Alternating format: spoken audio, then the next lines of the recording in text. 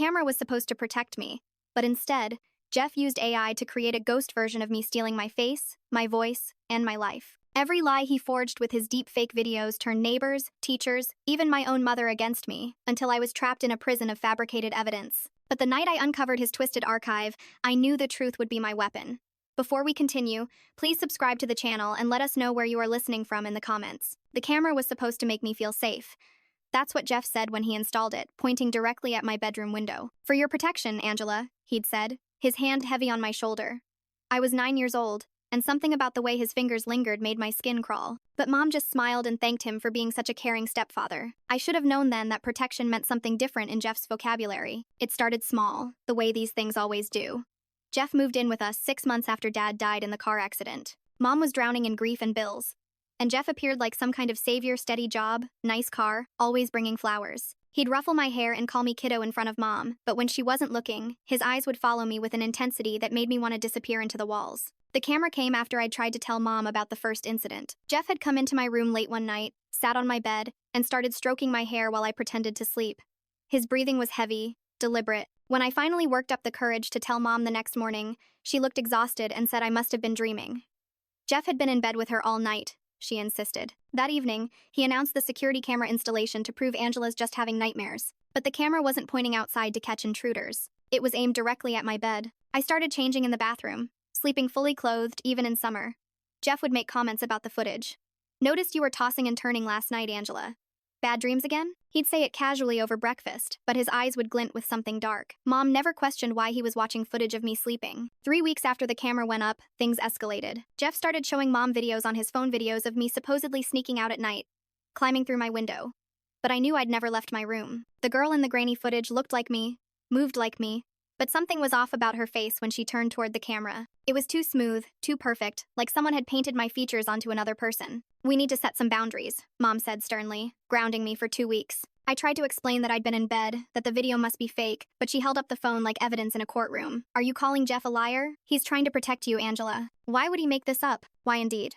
The videos kept coming, each one more elaborate than the last. Me supposedly meeting older boys in the park, me stealing money from Mom's purse, me destroying property in the garage. Jeff had an answer for everything: timestamps, multiple angles, even audio that sounded eerily like my voice saying things I'd never said. Mom grew colder toward me with each piece of evidence, while Jeff played the concerned stepfather, suggesting therapy, medication, maybe even a special boarding school for troubled children. I was being erased and replaced by a digital ghost, and no one could see it but me. The neighbor noticed before anyone else. Thomas lived 2 houses down with his twin daughters, Lucy and Emma, both a year younger than me. He was going through a nasty divorce, and the girls spent weekends with him.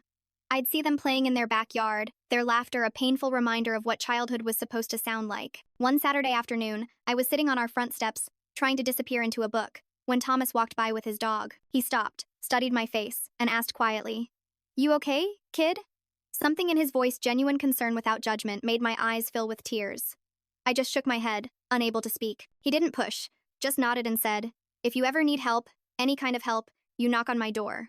Day or night." Jeff must have been watching from the window because that evening, he had a new story for Mom. That divorced guy down the street was talking to Angela today. Seemed pretty interested in her. You know what they say about single fathers who pay too much attention to other people's kids. Mom's face went pale. "You don't think?" "I'm not saying anything definitive," Jeff said smoothly. "But we should be careful. I'll keep an eye on things." Keep an eye on things. That's what Jeff called his escalating surveillance and control. He installed more cameras in the hallway, the living room, even one in the bathroom that he claimed was accidentally pointing toward the shower before Mom made him adjust it. He started checking my backpack daily, reading my diary, monitoring every minute of my existence. Then came the deepfakes that went beyond our home. My teacher, Mrs. Peterson, called Mom in for an emergency meeting. Someone had sent the school photos of me holding beer cans at what looked like a house party. The photos were convincing: my face, my clothes, even the friendship bracelet I always wore. But I'd never been to a party, never touched alcohol. I was 9 years old, for God's sake. "These are very concerning," Mrs. Peterson said, sliding the printed images across her desk. "We may need to involve Child Protective Services." Mom was mortified, apologizing profusely, promising to address my behavior. Jeff sat beside her, the perfect concerned stepfather, occasionally reaching over to squeeze her hand supportively. "We've been dealing with Angela's issues for months now," he said sadly. "The lying, the sneaking out. We're doing our best, but maybe professional intervention would help." I wanted to scream that it was all fake, all lies, but who would believe me? The evidence was right there in full color. My face doing things I'd never done, in places I'd never been. Jeff had even thought to include realistic details, a mole on my neck, the way I tucked my hair behind my left ear when nervous. Whoever was making these knew me intimately. That night, I heard Jeff on the phone in his office, speaking in a low voice. Yeah, the new software is incredible. You can barely tell it's not real. Worth every penny. My blood ran cold. He wasn't even trying to hide it anymore, confident that no one would believe me even if I told them exactly what I'd heard. The isolation was complete. Teachers looked at me with suspicion. Other parents whispered when Mom picked me up from school. Kids were told to stay away from the troubled girl. Even Mom could barely look at me anymore, her disappointment so heavy it filled every room like smoke. Except for Thomas. He still nodded when he saw me, still offered that same quiet support. One day, he slipped me a note when Jeff wasn't watching. I know something's wrong. Document everything you can. So I started writing everything down in a notebook I hid in the air vent in my room, dates, times, exact words. I didn't know if it would ever matter, but it was the only thing that made me feel like I hadn't completely disappeared. The restraining order came out of nowhere. I was walking home from school when I saw the police car in Thomas's driveway. He was on his porch, papers in his hand, his face a mask of disbelief. Lucy and Emma were visible through the window, crying. That evening, Jeff explained it to Mom with barely concealed satisfaction. I had to do it, honey, for Angela's safety. I have video evidence of him watching her, following her. Look, he pulled up his phone, showing Mom footage of Thomas supposedly lurking outside our house at night, peering into windows. The figure looked like Thomas, same height, same build, same jacket he always wore. But I knew Thomas had been inside his house those nights because I could see his living room light on, see him moving around through his windows from my bedroom. We need to protect Angela, Jeff said solemnly. That man is dangerous. The restraining order meant Thomas couldn't come within 500 feet of me. No more walks past our house. No more quiet offers of help. My only potential ally had been legally erased from my life. And Jeff had done it with fabricated evidence that looked more real than reality itself. But Jeff wasn't satisfied with just isolating me from Thomas. The digital assassination of Thomas's character began in earnest. Videos started circulating in our town's Facebook groups. Thomas supposedly yelling at his daughters. Thomas supposedly drunk at a school event. Thomas supposedly meeting with unsavory people. The videos were good, really good. Even I might have believed them if I hadn't seen Thomas's gentle interactions with Lucy and Emma, hadn't noticed the slight digital shimmer around the edges of his face in the videos, the way his mouth didn't quite sync with the audio. His ex-wife used the videos in their custody battle. The court reduced his visitation to supervised meetings only. I watched from my window as Lucy and Emma were picked up by their mother, Thomas standing in his doorway like a broken man. Jeff watched too, satisfied. See what happens to people who don't mind their own business? He said. Not really to me, not really to Mom, but to the air between us. A warning. The town turned against Thomas completely. Someone spray-painted Predator on his garage door. Parents crossed the street when they saw him. He lost his job at the local hardware store. Customers didn't feel comfortable with him there. All based on videos that were as fake as the ones of me, but nobody knew to look for the signs, the tiny imperfections that gave away their artificial nature. I tried to tell Mom about the conversation I'd overheard, about Jeff mentioning the software. She slapped me. It was the first time she'd ever hit me, and we both stood there shocked in the aftermath. Stop lying, she screamed, tears streaming down her face. Why are you doing this? Jeff is the only good thing in our lives, and you're trying to ruin it with these ridiculous stories. That night, Jeff came into my room. Not sneaking anymore, just walking in like he owned the place, which I suppose he did. He sat on my bed, too close, and spoke in a conversational tone that was somehow more terrifying than if he'd been yelling. You know, Angela, there's so much more I could show your mother. Videos of you doing things that would make her sick.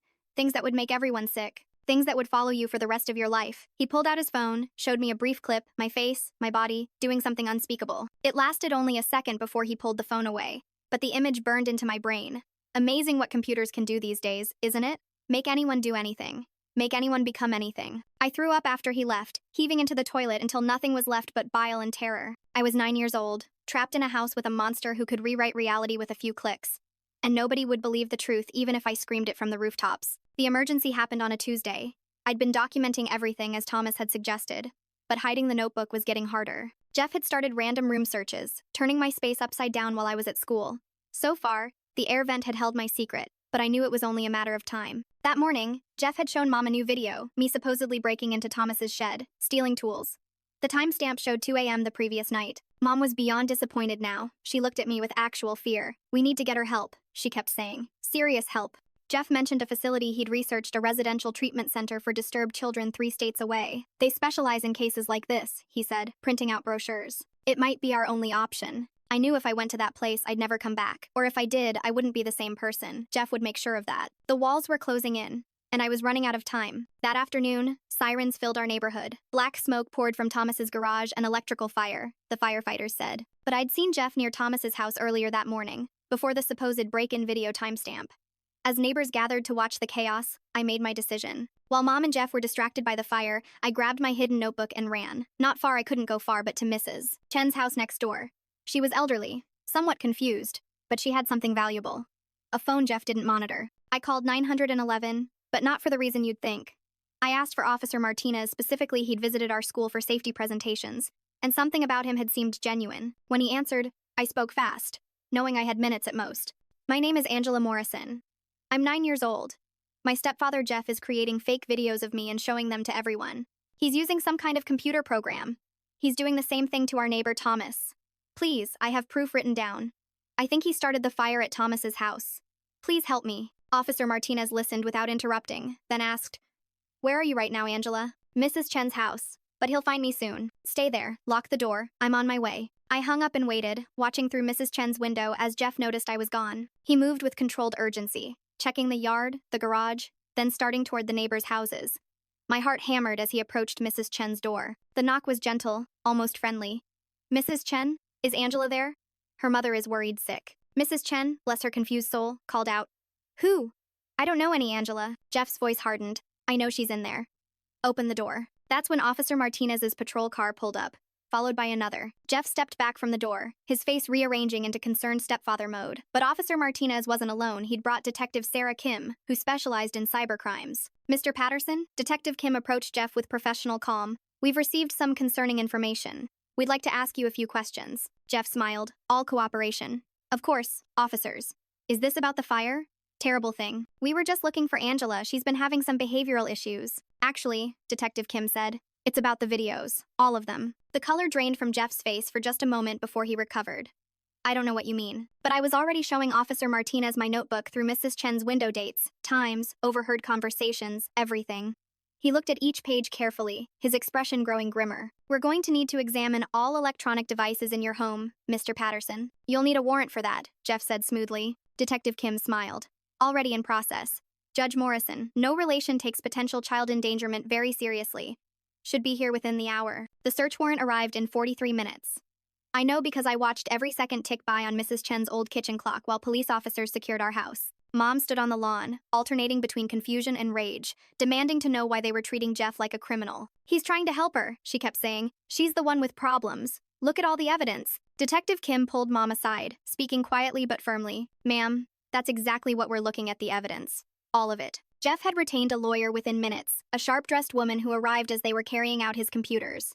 My client has done nothing wrong, she stated. Those videos are legitimate security footage of a troubled child, but Thomas had seen the commotion and came as close as the restraining order would allow, 500 feet, measured precisely. He had his own notebook, his own documentation. He shouted across the distance to Detective Kim, check the metadata, check for digital artifacts. I've been researching this, there are tells in AI-generated content. His voice carried desperation and hope in equal measure. Detective Kim nodded, making notes. The cybercrimes unit worked through the night. I stayed at the police station with a social worker named Janet, who brought me juice boxes and didn't make me talk when I didn't want to. Around 3 a.m., Detective Kim came into the small, comfortable room where I was half dozing on a couch. Angela, she said gently, sitting down across from me. We found something. Multiple somethings, actually. She showed me a laptop screen filled with technical data I didn't understand. Your stepfather had sophisticated deepfake software on his personal computer. We found project files with your name, Thomas's name, even your mother's name. He's been creating these videos for months. Relief flooded through me so intensely that I started sobbing. Not sad tears, tears of validation. Someone finally believed me. The truth was real. I was real. But that's not all, Detective Kim continued, her expression darkening. We found a hidden folder with other materials. Original footage from the camera in your room.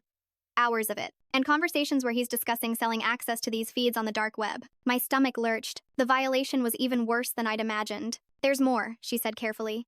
We found evidence that he's done this before. 3 other families, 3 other states, different names, but the same pattern: single mothers, young daughters, elaborate digital frame-ups to maintain control and avoid suspicion. Janet held me while I processed this information. Jeff wasn't just a monster. He was a practiced predator with a technological weapon that made him nearly unstoppable. How many other girls had been trapped like me, with no one believing their truth against his manufactured evidence? Dawn was breaking when Mom arrived at the station. She looked haggard, aged 10 years in one night. When she saw me, she started crying. "I'm sorry," she whispered. "I'm so sorry. I didn't know. The videos looked so real." I wanted to forgive her instantly, to fall into her arms and pretend everything would be okay now. But something held me back. She had chosen to believe digital lies over her own daughter's pleas. She had hit me for telling the truth. The betrayal sat between us like a physical presence. Detective Kim pulled Mom aside for questioning. Through the door's window, I watched Mom's face crumble as they showed her the evidence, the real evidence. The software licenses, the project files with timestamps showing when each fake video was created, the forum posts where Jeff bragged about his undetectable work. But the most damning evidence came from an unexpected source. Jeff's lawyer had dropped him the moment she saw what was on his computers. She'd also provided a crucial piece of information. Jeff had contacted her 3 weeks ago about hypothetically gaining full custody of a stepdaughter if the biological mother was deemed unfit. He'd been planning to remove Mom from the equation entirely. The fake videos of me were just the beginning. He had dozens of videos ready to deploy, showing Mom using drugs, being violent, neglecting me. He was going to destroy her credibility just like he destroyed Thomas's, leaving him as my sole guardian. The thought made me physically ill. What would have happened to me then, with no one left to even potentially protect me? The arrest happened at our house. Jeff had returned there, maybe to destroy evidence, maybe out of arrogance that his lawyer would handle everything. I watched from the police car as they led him out in handcuffs. He looked smaller somehow, ordinary, just a man who'd weaponized technology to terrorize a child. As they put him in the patrol car, his eyes met mine through the window. He smiled a cold, knowing smile that said this wasn't over. Even caught, even exposed, he thought he had cards left to play. He was right. That afternoon, as news of Jeff's arrest spread through our neighborhood, Thomas's vindication should have been complete. The police confirmed that all the videos of him were fabricated. His ex-wife was forced to acknowledge she'd been duped, but the damage was deep. Lucy and Emma were traumatized by months of supervised visitations where they'd been told their father was dangerous. Neighbors who'd spent months shunning him couldn't just flip a switch back to normal. And then Jeff's final play revealed itself. During the investigation, forensics found something troubling on Thomas's computer images and videos that should never exist. The kind that destroy lives and send people to prison. Thomas swore he'd never seen them before, never downloaded them. But they were there, buried in system files, with access dates that coincided with times Thomas was home alone. I knew immediately what had happened. Jeff had planted them, either remotely or during one of his prowling sessions around Thomas's house. It was his insurance policy, his mutual destruction protocol. Even if Jeff went down, he'd take Thomas with him. Detective Kim was thorough, though. She found something Jeff hadn't counted on: his fingerprints on Thomas's keyboard, captured in residue patterns that showed he'd physically accessed the computer. The planted files had metadata signatures matching Jeff's other forgeries. Most importantly, Thomas's internet history showed no searches, no visits to sites where such material could be found. It was too clean, too surgical, clearly a frame job. But clearing Thomas legally was one thing. Clearing him in the court of public opinion was another. No smoke without fire, people whispered. Why would Jeff target him specifically? The suspicion lingered like a stain that wouldn't wash out. Mom and I were placed in temporary housing while the investigation continued. She tried to bridge the gap between us, bringing me my favorite foods, offering to watch movies together. But trust, once shattered, doesn't rebuild easily. Every time she looked at me, I saw the shadow of doubt. Would she have ever believed me without the digital proof? If Jeff had been a little smarter, a little more careful, would I have been sent away to that facility while she stood by and let it happen? The social worker, Janet, noticed our struggle. Healing takes time, she said. For both of you. Your mother is a victim too, in her own way. Jeff manipulated her completely. She should have protected me, I said, the words scraping my throat raw. That's what mothers do. Yes, Janet agreed simply. She should have. Mom was in the kitchen when I said this, and I know she heard. I saw her shoulders shake with silent sobs. Part of me wanted to comfort her, but a larger part needed her to sit with that failure, to understand the weight of what her disbelief had cost me. 2 weeks into the investigation, more victims came forward.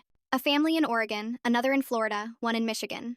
All with the same story: charming Jeff, vulnerable single mothers, young daughters, escalating psychological torture through deepfakes and digital manipulation. The FBI got involved, turning it into a federal case. One of the other girls, Sophia from Michigan, was 15 now. She'd been 9 when Jeff left their lives, disappeared one day after her mother started questioning inconsistencies in his stories. She sent me a letter through Janet. I know you might not want to hear from me, but I had to write. For 3 years after he left, no one believed me about what he did. The videos he made still exist somewhere on the internet. I still have nightmares. But I also want you to know it gets better.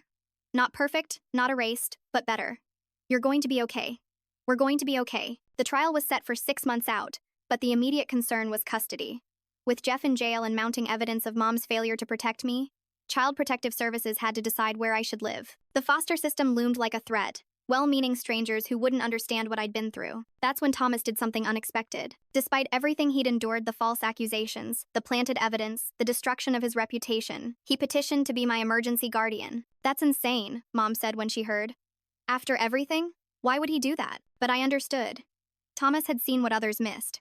He'd recognized the signs because he'd been fighting his own battle with manufactured evidence in his custody case. His ex-wife had been using less sophisticated methods, doctored photos, manipulated text messages, but the principle was the same: technology weaponized against truth. The family court judge, Judge Patricia Lawson, was skeptical. Mr. Brennan, you've been through a traumatic experience yourself. You're still fighting to maintain custody of your own daughters. Why take on this responsibility? Thomas's answer was simple. Because she needs someone who believes her, without question, without doubt. I know what it's like to scream the truth while everyone looks at evidence that says you're lying. I can't let her go through that alone. The court ordered evaluations, home visits, background checks beyond the ones already done. Thomas passed everything. More importantly, Lucy and Emma, when asked separately by child psychologists, both said they wanted me to stay with them. She's like the big sister we never had, Emma said. And Daddy says family isn't always blood, it's who shows up when things get hard. During this time, a forensic analyst made a discovery that changed everything. Hidden in the code of Jeff's software was a backdoor he'd built access to every fake video he'd ever created, stored on a remote server. Not just of me, but of all his victims. Hundreds of hours of fabricated evidence designed to destroy children's credibility and isolate them from help. But there was something else on that server. Recordings of Jeff himself. He'd been so arrogant, so convinced of his technological superiority, that he'd recorded himself creating the fakes, narrating his process, explaining his psychological manipulation tactics. He'd been building a tutorial series, planning to sell his methods to other predators. In one recording, his voice was clear. The beauty is that once you destroy their credibility with a few well-placed fakes, no one believes them about anything. You can do whatever you want after that.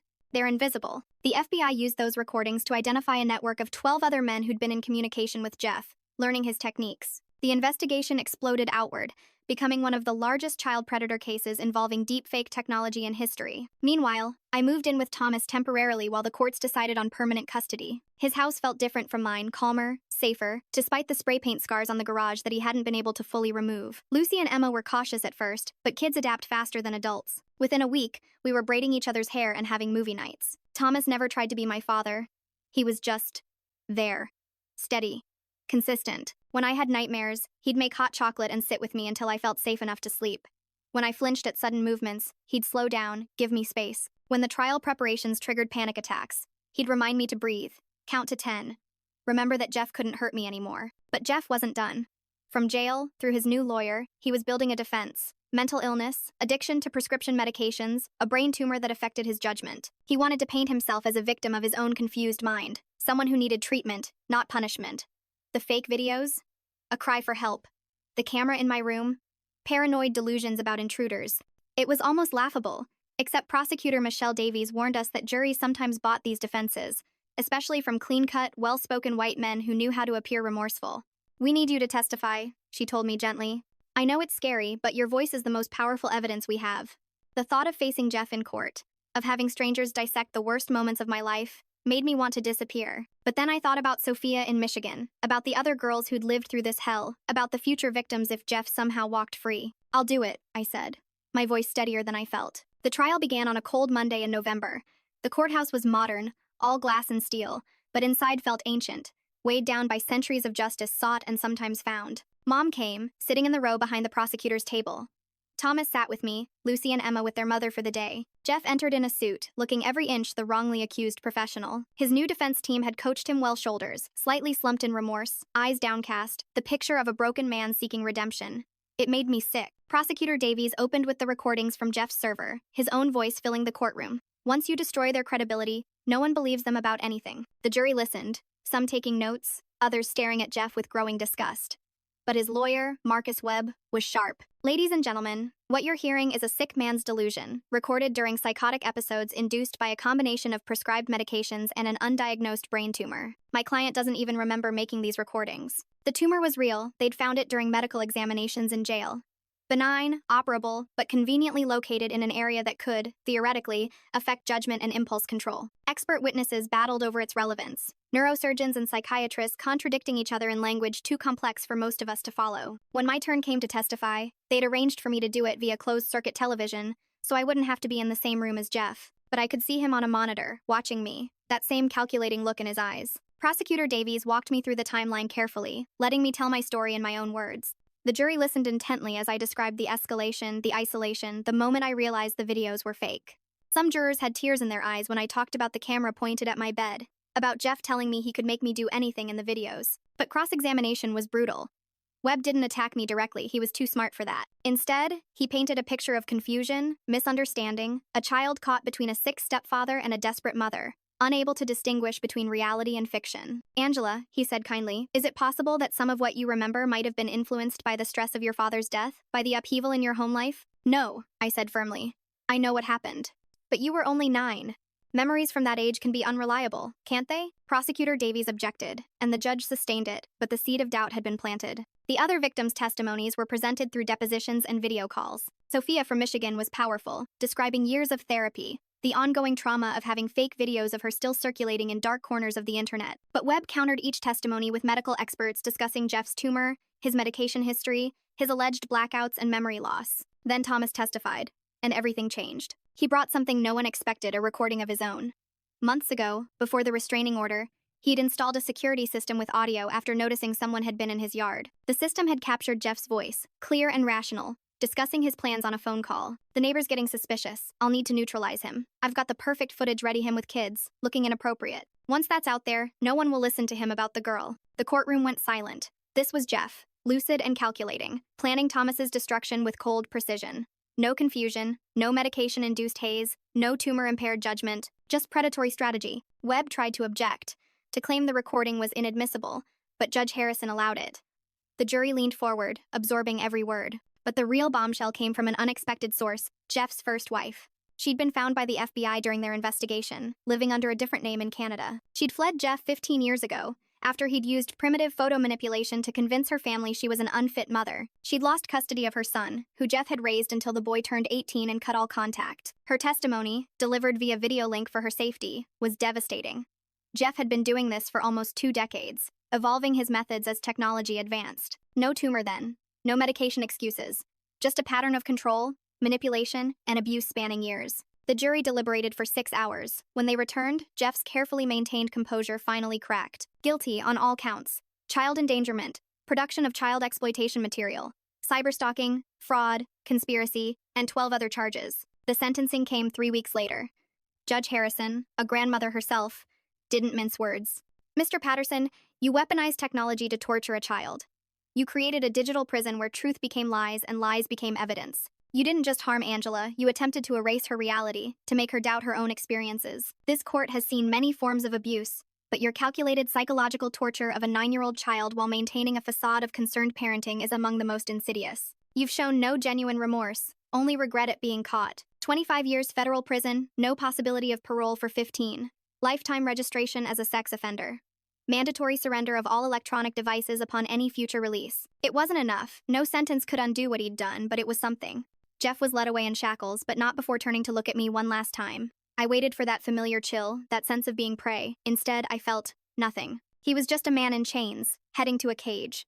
His power over me, built on lies and technology, had evaporated the moment truth prevailed. But the aftermath was complicated. Mom was charged with child endangerment through neglect, a lesser charge, but still serious. Her lawyer argued she'd been a victim of Jeff's manipulation too, showing the fake videos that had convinced her I was troubled. The court agreed to a plea deal: 2 years probation, mandatory counseling, and supervised visitation with me. Our relationship remained fractured.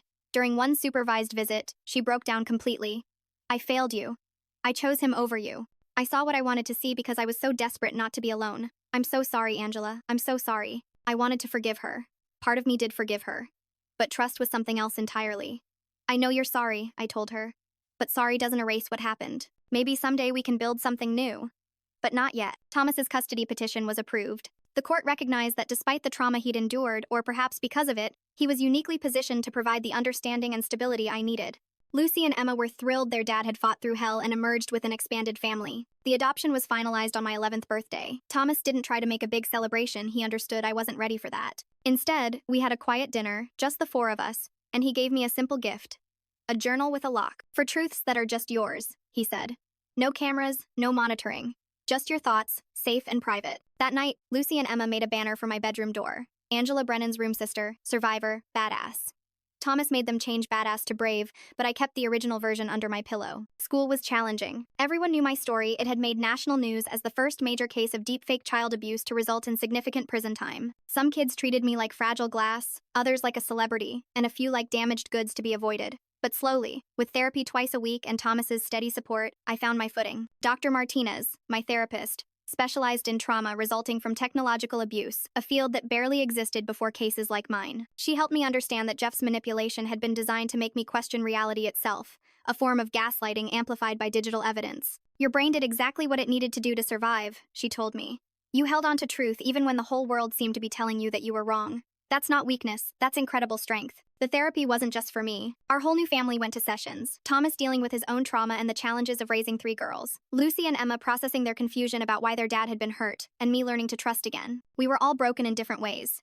But we were figuring out how to heal together. 2 years passed. I turned 13, officially a teenager, though I felt older. The trial was behind us, but its echoes remained. Jeff had tried to appeal, claiming ineffective counsel, but it was denied. Other victims had filed civil suits, and there was talk of new legislation specifically addressing deepfake abuse of minors. Then something unexpected happened. Mom completed her probation early, her therapist and probation officer advocating for her progress. She'd joined a support group for parents who'd failed to protect their children, confronting hard truths about her choices. She sent me letters not asking for forgiveness, just sharing her journey, owning her failures. One letter stood out. I see Jeff clearly now. How he isolated me from friends, made me dependent on him. Slowly rewrote my reality until I couldn't trust my own judgment. It doesn't excuse what I did to you, but I want you to know. When you testified, when you stood up and told your truth despite everything, you didn't just save yourself.